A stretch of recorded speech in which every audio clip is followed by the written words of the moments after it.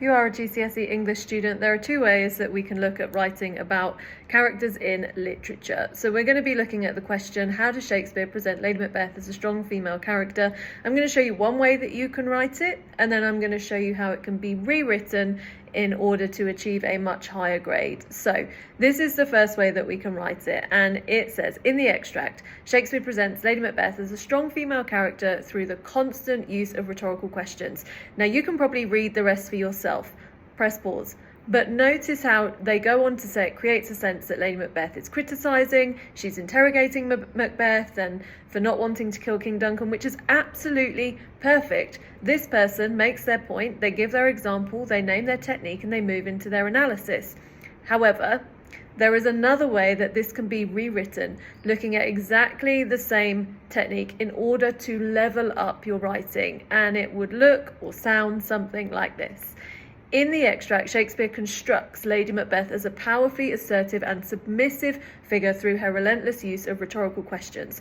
Notice how they just say construct Lady Macbeth. That idea of constructing a character to be a certain way or to behave in a certain way or to appear in a certain way is exactly what our writers do in literature.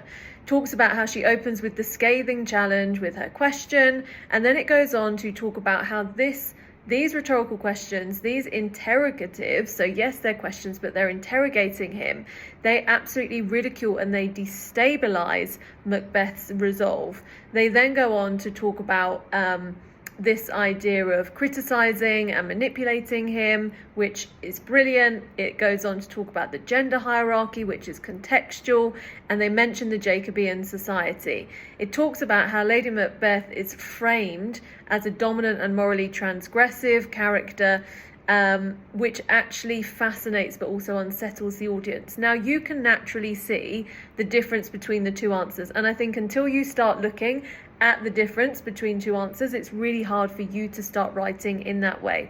If you were going to take anything from the second answer that I shared with you, it's how Shakespeare constructs the character, how they look at high-level language techniques, and how they move into their analysis and their context really, really well.